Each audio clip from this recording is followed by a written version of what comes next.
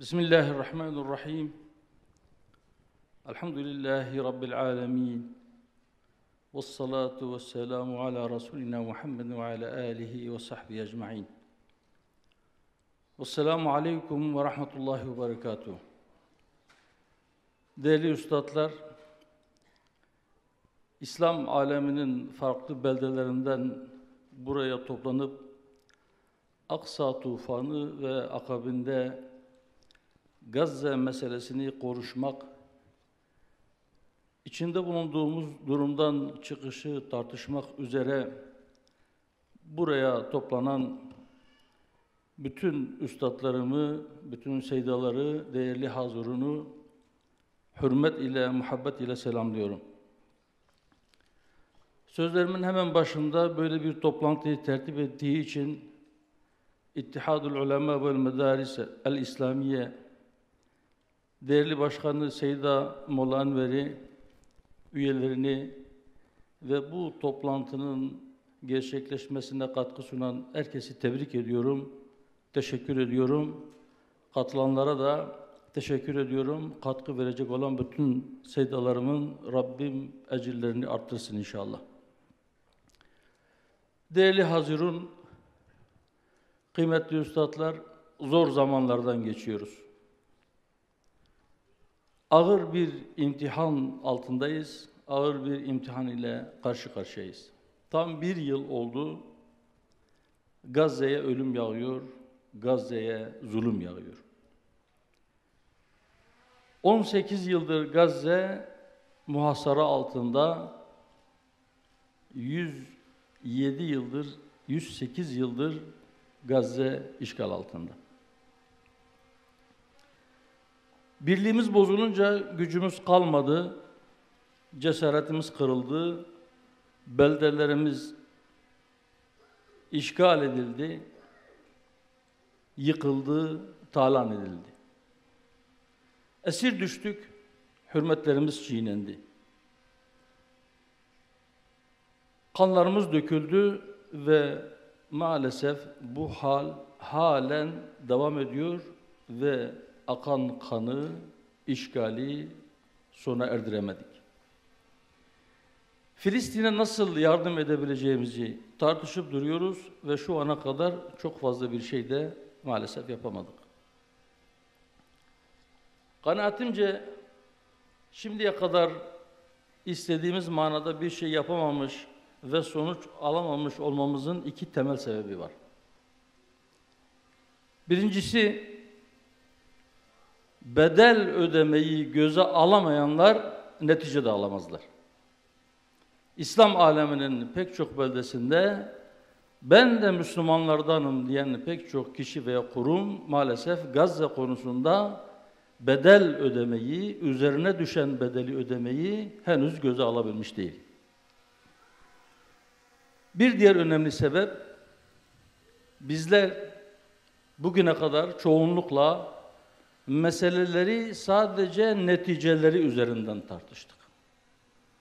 Aslında olması gereken ortaya çıkan neticelerden ziyade belki sebepleri üzerinde tartışmaktır. Biraz önce Afganistan İslam Emirliği adına ve kendi şahsı adına konuşan değerli misafirimiz aslında bu noktalara temas etti. Evet, bizim pek çok zaaflarımız var ve bu zaaflarımız bu sebeplerden önemli başlıklar oluşturuyor. Fikri zaaflarımız var, ameli zaaflarımız var, askeri zaaflarımız var. Hatta yerine göre belki itikadi zaaflarımız var. Zira Kudüs bir toprak meselesi değildir sadece. Aynı zamanda akidevi bir meseledir. Filistin sadece Filistinlilerin meselesi değil, İslam ümmetinin meselesidir. Evet, bu zaaflarımız, yani fikri zaaflarımız, iktisadi zaaflarımız, askeri zaaflarımız, ahlaki zaaflarımız, bunlar sebep ve Filistin'in bugün içinde bulunduğu bu durumda bir neticedir, bir sonuçtur. Ama inşallah Allahu Teala'nın rahmetinden ümidimiz olur ki Aksa tufanı, yani bir yıl önce 7 Ekim 2023 tarihinde kopan o tufan bu sebeplerin ortadan kaldırılmasına vesile olsun. Bütün imkansızlıklar içinde dahi bedel ödemeyi göze alan bir avuç mücahidin neler yapabileceğini, sadece İsrail'e değil, bütün dünya istikbarına karşı nasıl bir direniş ortaya koyabileceğini hepimize gösterdi. Daha önce Afganistan'daki mücahit kardeşlerimiz de yine dünya istikbarının başı olan Amerika'ya göze alamayacağı bedeller ödetmek suretiyle, ama kendisi de çok zor bedelleri göze almak suretiyle Amerika'yı kendi topraklarından kovdular. Bunlar bize ders, bunlar bize ibrettir. Evet, inşallah uzun süredir konuşuyoruz, bir yıldır konuşuyoruz. Daha önce çoğunlukla sonuçları konuştuk. Gazze yıkıldı, yıkılan binaları nasıl imar edeceğiz? Orada şehitlerimiz öldü, enkaz altında halen bazı cesetler var. İnsanlar açtır, onlara nasıl gıda yetiştireceğiz? Bunlar neticelerdi ve her şey konuşmakla başlar. Elhamdülillah bugün artık sebepler üzerinde konuşuyoruz ve inşallah bu sebepleri ortadan kaldırmak adına ciddi adımlar atılmaya başlanacak diye ümit ediyoruz. Evet değerli dostlar, kıymetli katılımcılar, bugün insanlığın karşı karşıya kaldığı en büyük sorun küreseldir. Bu küresel sömürü ve adaletsizlik sorunu bütün can yakıcılığıyla devam ediyor. Dünya çapında işgaller, iç savaşlar ve çatışmalar sürüyor. Daha çok da İslam beldelerinde bu olaylar vuku buluyor. Küresel istikbar insanlığa ve insani değerlere karşı amansız bir savaş yürütüyor. Sadece insanlara değil, insanlığın değerlerine karşı da savaşıyorlar. Siyonist işgal rejimi Gazze'de sürdürdüğü soykırıma devam ederken bir yıl sonra yaklaşık şimdi de Lübnan'a yönelik işgal ve saldırılar başlattı. Bir yandan Filistin'de, diğer yandan Lübnan, Yemen, Suriye ve muhtemel ki daha sonra belki Irak, Ürdün, Mısır, İran, Türkiye. Yalnızca Filistin'de değil, bütün bu beldelerde aslında Siyonizm bir savaş yürütmek istiyor ve buraların hepsini tehdit ediyor. Yani bütün bu ülkeler küresel emperyalizmin ve onların belki ileri uç karakolu olan Siyonizmin, İsrail'in tehdidi altındadır. İslam ülkeleri bu tehdide karşı ortak bir eylem planı etrafında birleşip somut ve caydırıcı adımlarla artık harekete geçmelidir. Ancak ne var ki hükümetler zayıflık göstermekte, hatta İslam beldelerinin bazılarına hükmeden hükümetler maalesef soykırımcılardan yana tavır bile alabilmektedir. Bu durumda İslam ulemasının, siz değerli katılımcılar da bunun içinde her zamankinden daha fazla ve daha büyük bir sorumluluk alması gerekir. Sessiz ve tepkisiz kaldığımız her gün hem insanlığı kaybedecek hem de arz-ı mev'ud hayalleri kuran Siyonist terör rejimi durdurulmaz ise sadece Filistin'i ve Lübnan'ı değil, bütün bir bölgeyi ateşe verecektir. Emperyalistlerin 100 yıl önce çizdiği yapay sınırlarla kendimizi, kardeşliğimizi, inancımızı ve insanlığımızı sınırlandıramayız. Filistin, Lübnan, Yemen, Suriye, Irak, İran, Mısır veya Türkiye. İslam ülkelerinin hiçbirini bir diğerinden ayrı göremeyiz. Ayrı tutamayız. Bu inancımızın, ortak tarihimizin, vicdanımızın ve akidemizin bize yüklediği bir sorumluluktur. Bütün müminler kardeştir.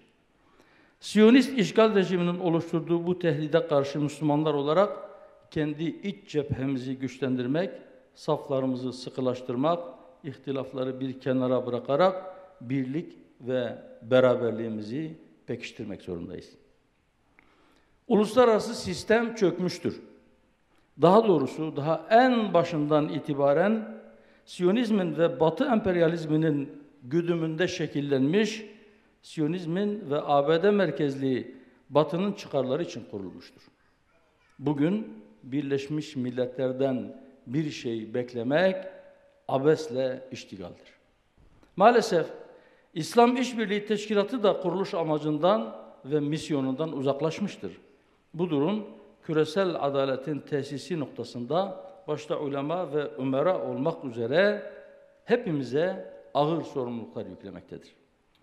Mazlum ve mustazaf halklardan, haktan ve adaletten yana olmak, İslam'ın yani akidemizin ve aynı zamanda insanlığımızın bir gereğidir. Bize yüklediği bir vecibedir. Geç kaldık, daha fazla geç kalmamalıyız. Dün atmamız gereken adımları atmadığımız için bugünleri yaşıyoruz. Bugün gereken adımları atmazsak, yarın çocuklarımız belki bizim ödediğimizden çok daha ağır bedelleri ödemek zorunda kalacaktır. Filistin direnişini, Siyonizme karşı direnen bütün ülkeleri ve yapıları daha etkin bir şekilde desteklemek, onlarla ortak bir cephe oluşturmak, Siyonizmin can damarlarını kesmek zorundayız. Filistin davası yalnızca bir toprak meselesi değil, aynı zamanda bir inanç ve bir hürriyet mücadelesidir. Bugün Kudüs ve Gazze'nin hürriyetine kavuşması aynı zamanda ümmetin de varoluş mücadelesidir. Kudüs ve Kudüs davası tarih boyunca ümmetin onuru ve izzeti olmuştur. Selahaddin Eyyubi'nin zaferi İslam dünyasında bir dirilişin başlangıcı olduğu gibi bugün Gazze'deki direniş de ümmete ve hatta bütün bir insanlığa ilham olmaktadır. Nitekim ilham olmuştur inşallah. Gazze'deki hafız mücahitlerin direnişi ümmete maneviyat ve cesaret aşılamaktadır. Onlar hem Kur'an-ı Kerim'i muhafaza etmekte hem de Kudüs ve El-Aksa ile birlikte Siyonizmin tasallutu altındaki bütün bir insanlığın kurtuluşu için mücadele vermektedirler. Yalnızca ümmetin değil, bütün bir insanlığın manevi uyanışı bu kahramanlar sayesinde daha da güçlenecektir inşallah. Aksa tufanı Filistin davasında yeni bir döneme işaret etmektedir. Direnişin sürekliliği ve kararlılığı gerçekleştirdiği tüm katliamlara rağmen işgalci projeleri zayıflatmakta, Siyonist işgal rejiminin güvenlik ve dokunulamazlık algısını yerle bir etmektedir. Siyonist rejimin bir yıldır Gazze'de hiçbir askeri başarı elde edemeyip ancak kadın ve çocukları katletmesi ve alçakça suikastler düzenlemesi de bunun göstergesidir. Ulemanın öncülüğünde ümmetin desteğiyle bu mücadele daha da güçlendirilmelidir. Bu süreçte alimlerin en büyük sorumluluğu ümmete rehberlik etmektir. Ulema, ümmetin moral ve motivasyonunu canlı tutmalı ve Gazze'deki direnişi ilmi ve manevi destekle güçlendirmelidir. Filistin halkının yanında durarak ümmetin birliğini pekiştirmelidir. Ümmetin onuru Gazze'dir. Gazze ve Kudüs ümmetin onurudur. Ve bu davanın her bir mücahidi ümmetin şerefi için mücadele etmektedir. Allah'ın yardımıyla da inşallah zafer yakındır. Bu vesileyle tam bir yıldır Siyonist işgal rejimine ve başta Amerika olmak üzere tüm soykırım destekçilerine karşı kahramanca direnen, görülmemiş bir teslimiyet, sabır, fedakarlık ve direniş örneği sergileyen kardeşlerimizi bir kez daha burada huzurlarınızdan selamlıyorum.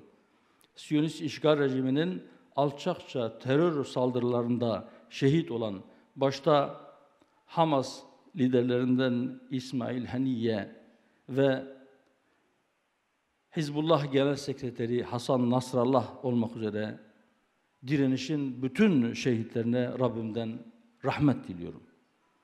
9. Alimler Buluşması'nın başta vahdet olmak üzere pek çok hayırlara vesile olmasını Rabbimden niyaz ediyorum. Bütün katılımcıları bir kez daha en kalbi selamlarımla selamlıyorum. Allah'ın selamı, rahmeti ve bereketi hepinizin üzerine olsun. Hepiniz tekrar hoş geldiniz. Vesselamu aleyküm ve rahmetullahi ve berekatuhu.